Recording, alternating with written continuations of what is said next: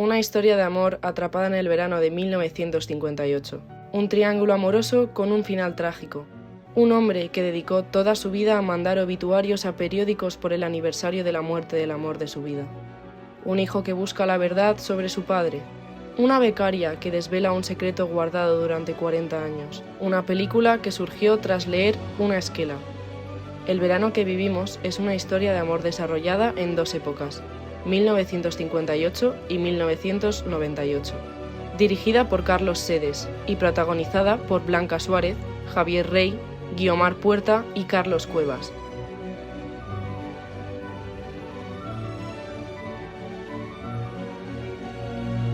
¿Cómo olvidar aquel verano que vivimos?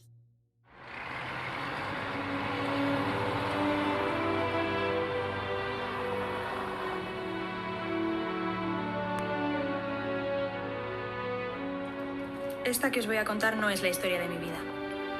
Ojalá lo fuese. Esta que os voy a contar es una historia de amor que comienza en 1958 y que se extiende durante casi 40 años.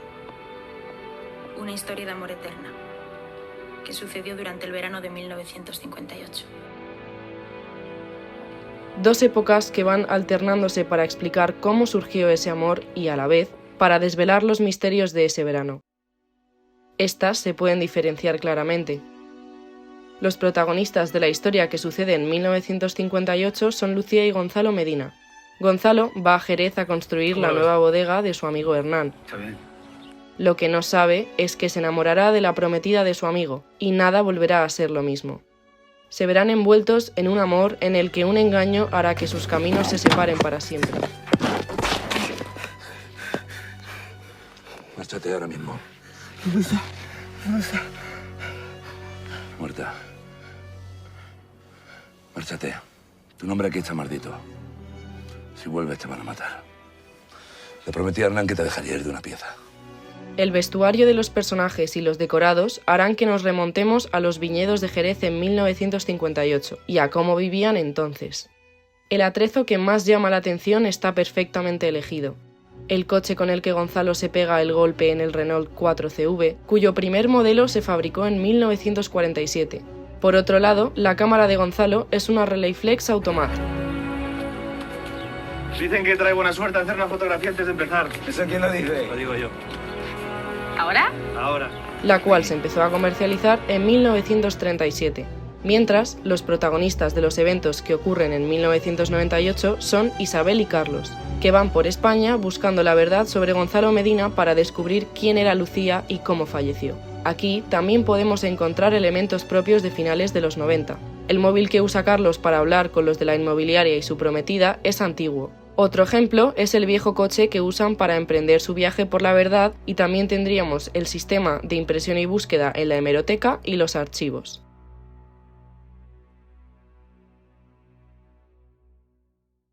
Bueno, aparte de lo que hemos dicho de las esquelas, que también tiramos de hemeroteca, buscamos todas las esquelas que había escrito este señor a su mujer, también hicimos un viaje que también fue, igual que con los actores, te sirve mucho conocer quién va a interpretar, te sirve mucho también conocer el sitio donde vas a grabar, las localizaciones. Fuimos de visita a Jerez un fin de semana y la verdad que nos explicaron un poco el proceso del vino, vimos cómo ¿Dónde estaban las bodegas? La idiosincrasia de la tierra aquella, cómo funciona todo allí. Entonces, claro, eso te da como muchísimo, ¿no? También a la hora de escribir. Y aparte, como Gonzalo era un personaje que estaba obsesionado con la arquitectura, que también estuvimos leyendo un montón de libros sobre arquitectos de los años 60, sobre Eduardo Torroja, por ejemplo, Sainz de Goitia. O sea, como que hicimos un trabajo de documentación bastante exhaustivo. También hicimos un trabajo de investigación sobre el etiquetado del vino. Sí. No sé si, bueno, conocéis allí el único anuncio que hay en Madrid que todavía se permite en exterior es el Tío Pepe, ¿no? Es que tiene una bodega de González Díaz de Jerez. Entonces, claro, toda esa cartelería de los años 30, 40, todo eso lo tuvimos que leer, lo tuvimos que ver, vimos un montón de documentales, ya te digo. Sí, incluso también vimos documentales, películas que se han hecho sobre vinos, pero yo creo que lo fundamental fue el viaje a Jerez, sí, porque descubrimos muchísimas cosas sobre la elaboración del vino, cómo es el sitio, y yo recuerdo especialmente que en la versión de guión que nosotros teníamos antes de viajar a Jerez, las bodegas estaban fuera de la ciudad. Y una vez estuvimos allí en Jerez nos contaron que no, que en aquella época las bodegas estaban dentro de la ciudad. Entonces fue muy interesante porque eso nos permitió centrar más la historia en la ciudad.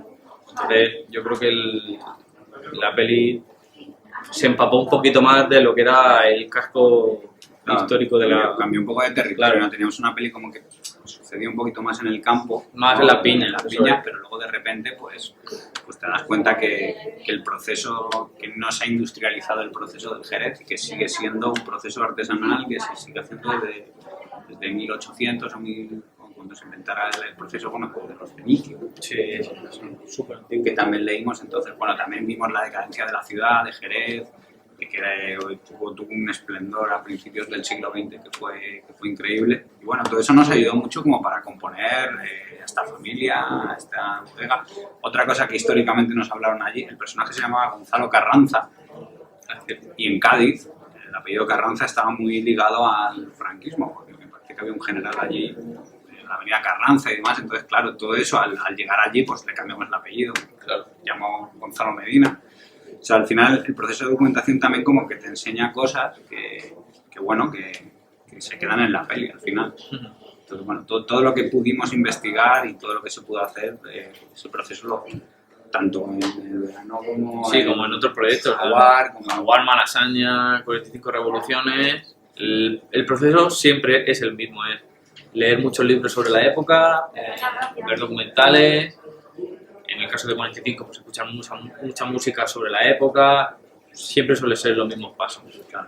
Bueno, pues el mayor problema que nos encontramos, o hándicap, o reto a solucionar, era cómo solucionar el paso del tiempo en los viñedos, porque la película empieza cuando él llega a los viñedos, digamos que bueno, pues que está todavía casi sin hoja, es una época temprana y no hay ni fruto ni hoja ni nada. Entonces, según va transcurriendo la historia, pues esos viñedos van evolucionando, la uva va creciendo e incluso luego contamos el proceso de la vendimia para hacer elaborar el vino y demás. Entonces, claro, las películas se ruedan siempre en continuidad, en 4 o 5 semanas, pero en este caso tuvimos que partir el rodaje, hacer una primera semana de rodaje con los viñedos en primavera antes de que tuvieran mucha hoja y fruto, y luego continuar el resto de rodaje pues a partir de agosto y septiembre, pues que para poder contar y reflejar el proceso de la vendimia y demás.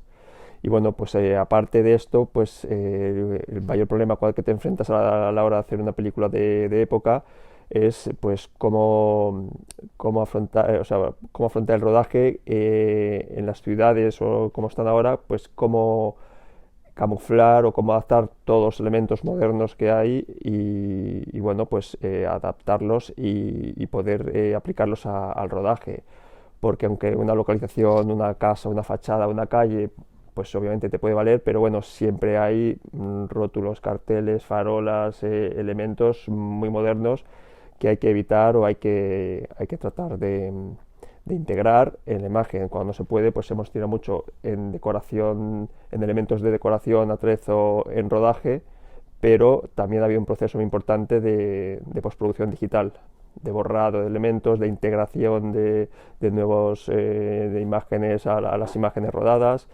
Y bueno, ese también ha sido a la hora de preparar el rodaje, ir a localizar y pensar la preproducción, pues ha sido un hándicap también importante que hemos tenido que ir solucionando. Se nos planteó sobre todo el tema de la construcción de la bodega, porque claro, tenemos que también narrar el proceso de construcción de una bodega, de un solar a una bodega terminada y que luego además arde y prendemos fuego y acaba quemándose. Entonces encontrar el lugar y la manera adecuada para hacer esta construcción de esta bodega pues fue también un proceso complicado en la preproducción. Más que el gran volumen de planos, ¿verdad? No era nosotros recrear, sino quitar. O sea, realmente tú lo que haces es quitar lo que no debería estar en esa época, es decir, todo se rueda Pues en la época actual, hombre, desde luego lo atrezan de otra forma, pero luego tú tienes que quitar pues todo tipo de aires acondicionados, farolas que en esa época no eran así, los semáforos, a lo mejor letreros de tiendas que tampoco tienen ese look. Y entonces fundamentalmente pues era eso. Nuestro trabajo fundamental fue quitar en todos los planos que eran en exteriores, en viñas, por ejemplo, pues eran viñas que tenían este sistema ahora tecnológico que como que se vendimian solas, pues todo eso lo tienes que quitar todas las antenas, las estas de móviles, todo eso no debía estar. Y ese fue la labor, o sea, la mayoría de los planos consistía no en poner, sino en quitar cositas. Sí, luego, perdona que interrumpa, luego hay otra cosa, y es que igual que hemos hablado de la bodega estaba en un sitio muy céntrico de Jerez. Entonces, no solo se trataba de construir la bodega, sino de limpiar esa zona de Jerez enfrente de la catedral para colocar la bodega. Igual, son pocos planos, son planos que están picados, la cámara está a cierta altura. Y, bueno... Nos adentramos un poco en la historia que sucedió en 1958 con el fin de dejaros con ganas de ver la película. Para ello, os contaremos brevemente la historia de sus protagonistas. Lucía Vega es el eje sobre el que gira la historia. Es una muchacha apuesta y trabajadora, ya que se encarga de los viñedos de su familia. Los negocios familiares la llevaron a comprometerse con su prometido Hernán. Hernán, por así decirlo, el villano de la película, cuando vuelve de viaje se lleva una gran decepción por parte de su prometida y de Gonzalo, su gran amigo. Más tarde se produjo un terrible acontecimiento que cambiaría las vidas de los protagonistas. Ojalá pudiera controlar mis sentimientos. Ojalá pudiera amar a otra persona que no fuera Lucía. Pero no puedo. Lo que hizo que Hernán aprovechara la ocasión para desarmar la historia de amor que el verano había sido capaz de unir. La tercera persona y la pieza fundamental de este triángulo es el joven y apuesto Gonzalo, uno de los mejores arquitectos de la época y el encargado de la construcción de la bodega de Lucía y Hernán. ¿Usted qué ha venido a hacer aquí? He venido a diseñar la nueva bodega de Hernán Ibáñez. ¿Lo conoce? ¿Es arquitecto? Sí. En paralelo a esta historia, nos encontramos la desencadenante de la anterior, que sucede en el presente de la película, es decir, 1998. Uno de los protagonistas nos resulta familiar, y es que es el hijo de Gonzalo Medina, llamado Carlos, quien quiere averiguar la verdad sobre su difunto padre. Para ello, cuenta con la ayuda de Isabel, una periodista recién titulada que empieza a trabajar en el Diario de Galicia, donde se hace con varias esquelas que a lo largo de toda su vida Gonzalo le escribió a Lucía.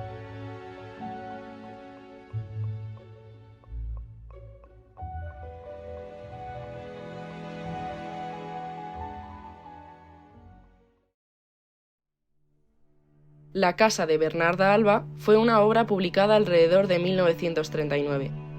La más pequeña de las hijas de Bernarda se llamaba Adela, como en la película la hermana pequeña de Hernán.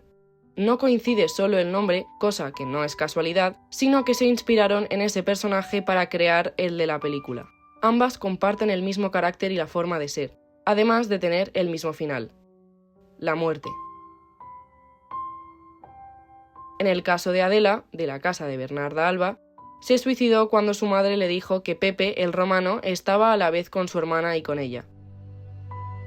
Y en el caso de Adela, de la película El verano que vivimos, su muerte se debe a que descubrió por sorpresa la relación de Lucía y Gonzalo.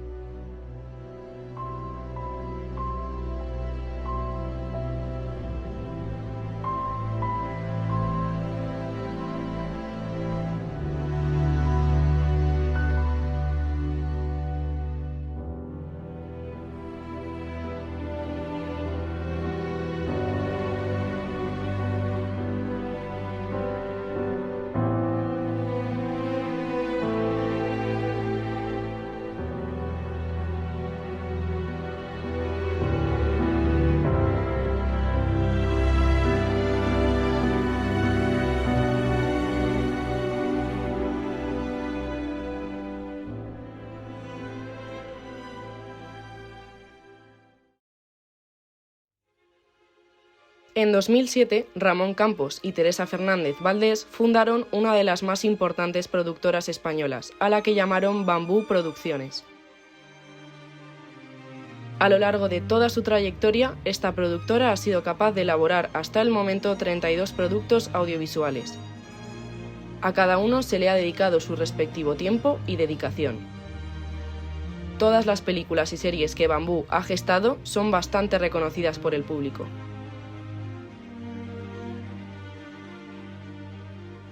Una de las más recientes es la famosa serie de Netflix Las chicas del cable, la cual se ha hecho especialmente reconocida en todo el mundo. Si estáis aquí es porque os habéis desviado del buen camino. Aquí no nos estamos reeducando, nos están torturando. Yo creo que es más cercana a Velvet o a las chicas, pero... Y ahí también hubo mucho asesoramiento. Imagínate, pues en Gran Hotel cómo funcionaba un hotel, pero me pareció muy bonito, por ejemplo, si os fijáis en Bambú, son muy enamorados de la fotografía, y lo que es muy bonito es ver a veces cómo nacen las historias. Y por ejemplo, Ramón, que es el creador de muchas de las series, Ramón, Tere, Gema, pues a veces con una idea tan pequeña como una foto se imaginan una historia. Y la verdad que, por ejemplo, Velvet nace de una foto de Catalá Roca, que son 4 mujeres al ganchillo, que van por Gran Vía, creo recordar, no sé si Gran Vía o en Barcelona, tengo mis dudas del origen de la foto. O de dónde nace la estética un poco de Gran Hotel, pues al final es un cuadro de Sorolla, de mujeres en la playa en San Sebastián. Y yo creo que ese punto a veces de generar una historia a partir de una imagen, la verdad que es de lo más curioso por decirlo así, de Bambú.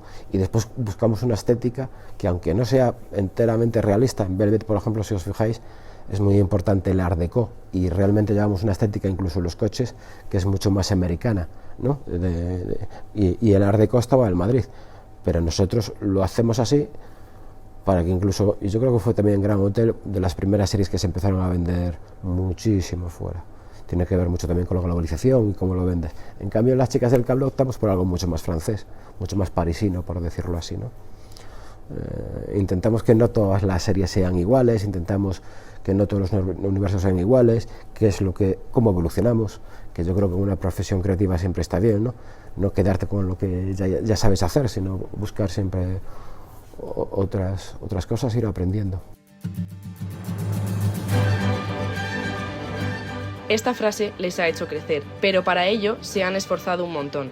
Y es que han estado 3.781 días sin ver el sol, escribiendo 51.745 diálogos. Todo sacrificio tiene su recompensa, y gracias a esto han conseguido producir 44.265 minutos y crear 721 personajes. Mucho número, ¿verdad? Pues no acaba aquí.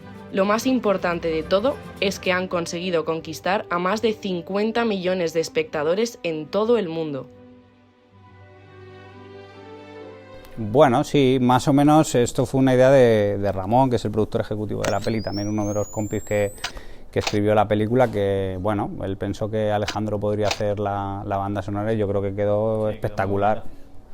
Entonces, bueno, que iba muy bien con el tono de la peli. Claro, le hizo la propuesta, yo creo que le llevó un montaje previo de la peli, vieron la película, a Alejandro le encantó, sí. Y bueno, a partir de ahí empezaron a componer y bueno, yo creo que la banda sonora es increíble. Sí, de hecho creo que, quiero recordar que nos contó Ramón que tuvieron que ir a su casa a Miami a enseñarle la peli, el primer montaje de la peli, y que el tío le gustó tanto la peli que empezó como a componer ahí mismo. Y porque él llevaba muchísimo tiempo queriendo escribir una canción para una película y hasta ese momento nadie le había propuesto algo así, entonces para él pues fue como un regalo y la verdad que lo cogió con bastante cariño, con bastante ilusión. Y acabó con un Goya. Acabó nominal Goya, sí. Claro. De verdad, sí, o sea que para él fue todo... La verdad que estaba muy claro. competido. Al final se lo llevó Rosalén, creo, ese año, pero... Sí, creo que se lo llevó Rosalén. Pero bueno, que joder, una nominación ya es la hostia. Exacto. En Bambú, cada producto creado es único. El origen de las esquelas se remonta a la época del hombre prehistórico, en concreto a la época de los neandertales. En varias excavaciones se han encontrado fosas rudimentarias donde se observan esqueletos acompañados de distintos objetos como vasijas y algunos instrumentos de caza. Las pinturas rupestres que impregnaban en paredes rocosas donde ya había una creencia de vida después de la muerte, observaban esta como el paso de la vida terrenal a una espiritual. La tendencia de dar ofrendas a las personas fallecidas surgió en China y Egipto. Esta costumbre fue adoptada por los árabes tiempo después, alrededor del siglo VIII. Unos años más tarde, esto se extendió a través de los árabes por la península ibérica. Estos rituales aparecen por la necesidad que tiene el ser humano de preparar y despedir a sus seres queridos, pero también por contar con la satisfacción de la permanencia del espíritu del fallecido entre nosotros. Estos ritos han estado condicionados por diversos factores como las creencias religiosas y la forma de afrontar la muerte de cada cultura. Es por esto que cada sociedad tiene una visión diferente sobre este fenómeno.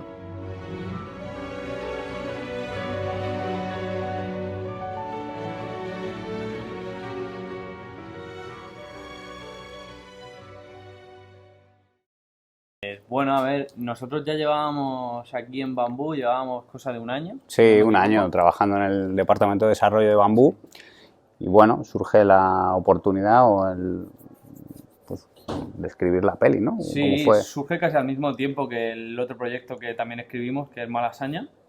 Y en este caso, en el caso del verano, llegó pues por parte de Ramón y Gema, que son los otros compañeros junto a Javier Chacástegui, los otros compañeros guionistas. Bueno, nos comentaron un poco cuál era la idea que ellos más o menos tenían para la película, para empezar a trabajar y nada, y nos pidieron que nos sentáramos a hablar y a desarrollar un poco esta primera idea que ellos tenían en la cabeza. Claro, yo creo que el proyecto surge a raíz también de una noticia que sale en el Diario de Galicia, de un señor que llevaba escribiendo a su mujer fallecida durante 20 años, escribiendo unas esquelas para contarle cómo iba su vida, cómo iban sus hijos y demás. Entonces, esta idea fue un poco inspiradora, en el sentido de que fue como la idea que disparó el origen de la película y a partir de ahí pues empezamos como a ver en qué época podría suceder, en qué marco, en qué sitio podría suceder y entonces, claro, encontramos como el marco de Jerez y demás y bueno, a partir de ahí se fue construyendo la película, pero vamos, básicamente Sí, todo nace de la noticia real esta de... Nace la noticia real y de nuestra posición aquí en la productora en Bambú, que bueno, es una productora de series, pero que es verdad que se aventuró como a este proyecto de peli y bueno, la verdad que estamos súper contentos.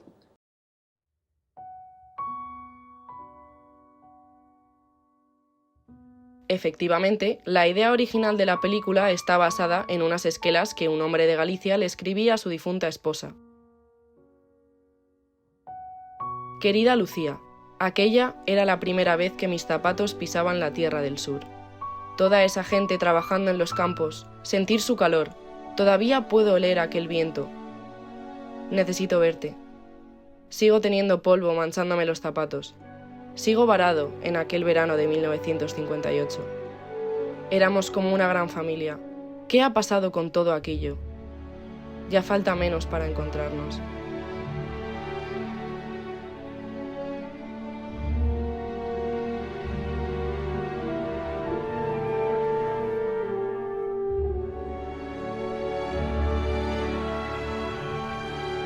Quien aceptó primero trabajar en la película fue Blanca Suárez.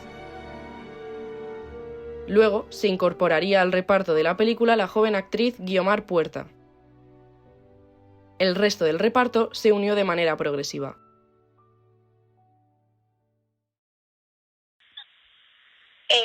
Bueno, en el verano que vivimos, una anécdota de las que siempre contamos, que bueno, no tiene que ver con la época, pero fue una anécdota de rodaje, fue cuando rodamos toda la parte de Galicia, que es como un islote donde está la casa de Carlos y de Javier, la casa que está como en una islita. Cuando rodamos allí es una isla que está conectada por la tierra solo como por un punto y entonces cuando sube la marea la isla queda totalmente aislada. Entonces estuvimos una jornada entera de rodaje rodando allí y se hizo de noche porque bueno, son muchas horas de rodaje, se hizo de noche y subió la marea y habíamos terminado de rodar pero no podíamos salir de la isla.